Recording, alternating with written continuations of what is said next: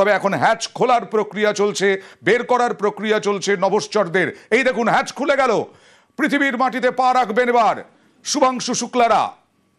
Hatch খুলে গেল, শুভাংশু শুক্লারা আর কিছুক্ষণের মধ্যেই পৃথিবীর মাটিতে পা রাখবেন।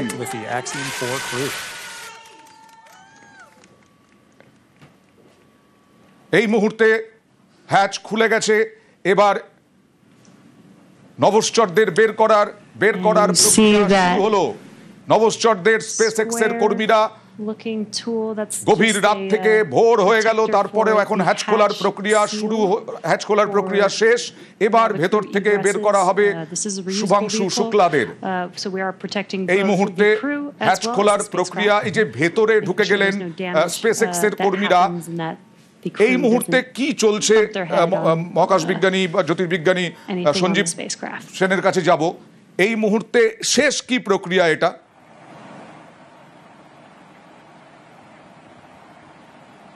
না, এরা সম্ভবত এই যে হ্যাচটা সেটাকে ফিক্স করছেন, আমি যা দেখে বুঝতে পারছি যে সেটা ভালোভাবে ফিক্স করে দিচ্ছেন এবং ভেতরে প্রবেশ করে দেখবে মহাকাশচারীদের অবস্থা কিরকম। ঢুকলেন একজন, তারা তো ওই ইয়েতে চারটে, হ্যাঁ ঢুকলেনও একজন, এখনো ঢোকেননি, তিনি ঢুকছেন, হ্যাঁ ঢুকে গেছেন একজন। তিনি তাদের শারীরিক অবস্থা, তার কথাবার্তা হবে নিশ্চয়ই, হ্যাঁ একজন ঢুকে গেছেন, কথাবার্তা হবে এবং তাদের প্রতিক্রিয়া নেওয়া হবে, তারা কি অবস্থায় আছেন।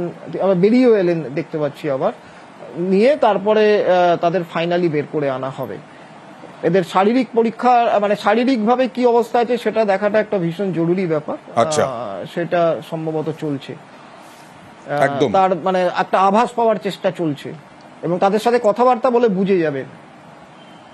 এটা একটু সময় সাপেক্ষ, এটা মানে ওদের পৃথিবীর যে এখন মাধ্যাকর্ষণ শক্তিতে রয়েছে, ফলে চূড়ান্ত অবস্থায়, মানে চূড়ান্ত পর্যায়ে রয়েছে, কিন্তু একটু সময় লাগবে সম্ভবত, দেখে মনে হচ্ছে বের করে আনতে।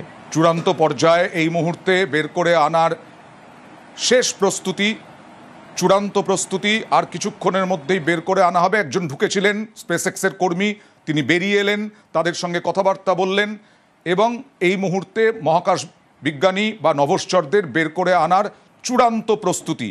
আর কিছুক্ষণের মধ্যেই, যেটা মহাকাশ বিজ্ঞানীরা বলছিলেন, যে তাদের সঙ্গে কথাবার্তা বলা, শারীরিক দিক থেকে তারা কেমন আছেন সেই সব কিছু বুঝে নেওয়া এবং তার সঙ্গে সঙ্গে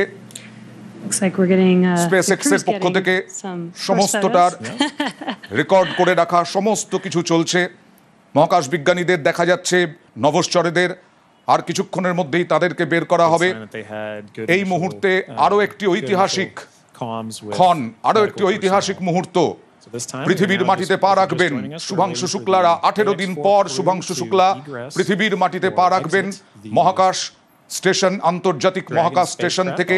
গতকাল বিকেলে রওনা দিয়েছিলেন, আর আজকে ভারতীয় সময় বিকেল 3:01 স্প্ল্যাশ ডাউন এবং গত 45-40 মিনিট ধরে এই ক্যাপসুল ঠান্ডা করার প্রক্রিয়া, ক্যাপসুল জাহাজে ওঠানোর প্রক্রিয়া এবং হ্যাচ খোলার প্রক্রিয়া সব শেষ হয়ে গেছে এবং যন্ত্রপাতি বের করে দিচ্ছেন নভশ্চরেরা।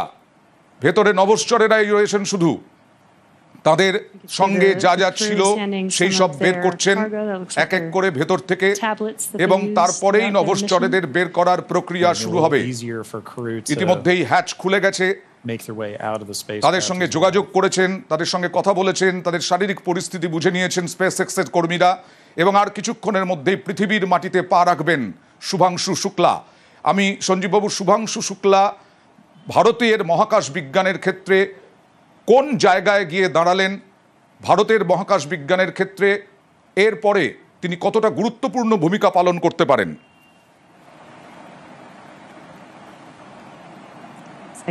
অসম্ভব গুরুত্বপূর্ণ ভূমিকা তিনি পালন করবেন এবং তিনি একটা অসম্ভব গুরুত্বপূর্ণ কাজ করে এসেছেন। যে অভিজ্ঞতাটা তিনি সঞ্চয় করে এলেন এই স্পেসএক্স, আমাদের এই অ্যাক্সিওম 4 মিশনে, এই অভিজ্ঞতাটা, এই যে ভেতরে দেখতে পাচ্ছি আমরা দেখতে পাচ্ছি নভশ্চরদের শুভাংশু শুক্লাকেও দেখতে পাচ্ছি, মাঝখানে দেখতে পাচ্ছি শুভাংশু শুক্লাদের। ভেতরে একদম পরিষ্কার দেখা গেল শুভাংশুদের। নভশ্চরদের এখনো নভশ্চরেরা সেই পোশাকেই রয়েছেন, সেভাবেই রয়েছেন যেভাবে তারা মাধ্যাকর্ষণের সঙ্গে যুঝে পৃথিবীতে প্রবেশ করেছিলেন সেই অবস্থাতেই রয়েছেন আমরা দেখতে পাচ্ছি। হ্যাঁ সঞ্জীব বাবু।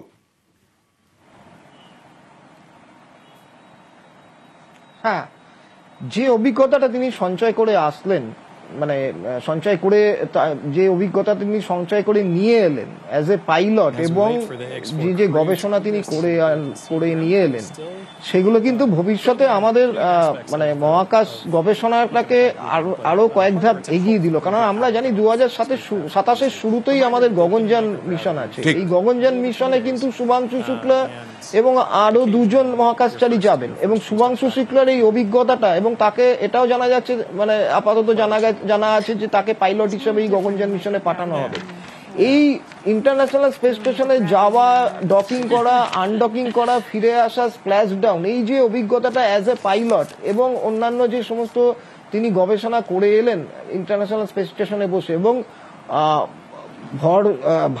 ওজন শূন্য অবস্থায় কাটানো, সেখানে থাকা, খাওয়া দাওয়া, ঘুমানো, সবকিছু তিনি যে অভিজ্ঞতাটা সঞ্চয় করলেন, সেই অভিজ্ঞতাটা কিন্তু তিনি তার অন্যান্য মহাকাশচারী যারা যাবেন গগনযান মিশনে বা যারা প্রস্তুতি নেবেন ভবিষ্যতে মহাকাশচারী হিসাবে, তাদের সঙ্গে শেয়ার করবেন। তিনি নিজে যাবেন, তিনি পাইলট হিসেবেই যাবেন যতদূর জানা যাচ্ছে গগনযান মিশনে, এবং তিনি যে 7টা গবেষণা করে এলেন, সেটা কিন্তু ভবিষ্যতে মহাকাশ গবেষণার ক্ষেত্রে এবং মহাকাশ, হ্যাঁ, তিনি যে মানে লং টার্ম যদি মহাকাশ মিশন হয়, তাতে কিন্তু এই গবেষণাগুলো সবকটাই কাজে লাগবে। আমরা জানি কি কি গবেষণা উনি করেছেন, তার কিন্তু সবকটাই কাজে লাগবে যদি তার পজিটিভ রেজাল্ট আসে। তিনি অনেক কিছু স্যাম্পল নিয়ে এসছেন। আমরা জানি যে 580 পাউন্ড, প্রায় 263 কেজি জিনিসপত্র এসছে। তার মধ্যে হার্ডওয়্যারে যেমন আছে, এদের গবেষণার স্যাম্পল এবং অন্যান্য জিনিসপত্র রয়েছে। তো সেটার রেজাল্ট কি হবে সেটা তো ইসরো দেখবে। ইসরোর সাথে অ্যাকচুয়ালি অন্যান্য যে সমস্ত ইনস্টিটিউশন গুলো যুক্ত রয়েছেন, যারা এই গবেষণাগুলো সাজেস্ট করেছিলেন যে এই ধরনের গবেষণা করতে হবে, তারাও দেখবেন যে এটা কতটা কার্যকরী হলো, এবং ভবিষ্যতে এটা কিভাবে পরবর্তী মহাকাশচারীদের মহাকাশে যদি যান এবং দীর্ঘ সময়ের জন্য থাকেন, তাতে কাজে দেয় কিনা। আপনি একজন বিজ্ঞানী হিসেবে কি মনে করেন, কিভাবে আমরা যখন রাকেশ শর্মা গিয়েছিলেন তখন শুধু মহাকাশেই গিয়েছিলেন, কিন্তু আন্তর্জাতিক মহাকাশ স্টেশনে পৌঁছতে ভারতের এত সময় লাগলো কেন? একজন ভারতীয়কে পাঠাতে এত সময় লাগলো কেন? কি মনে হয় যে কত বছরের মধ্যে আমরা মহাকাশ বিজ্ঞানে অনেকটা উন্নতি করতে পেরেছি, যার ফলে আজকে এই রকম ভাবে সফলভাবে মহাকাশে আন্তর্জাতিক স্পেস স্টেশনে যাওয়া এবং সেখান থেকে 18 দিন গবেষণা করে ফিরে আসা?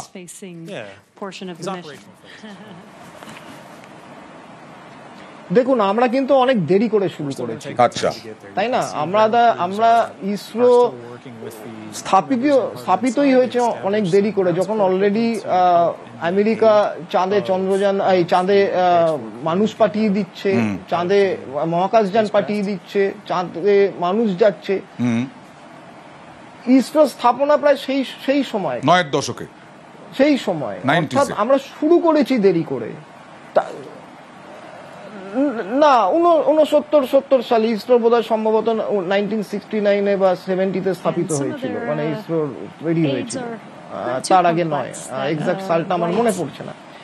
কিন্তু তারপরেও কিন্তু অনেকদিন, যখন 84 সালে রাকেশ শর্মা গেলেন, তখনও কিন্তু আমরা একদম শিশু ছিলাম মহাকাশ গবেষণার ক্ষেত্রে। তখনও কিন্তু খুব বেশি প্রোগ্রেস কিছু ছিল।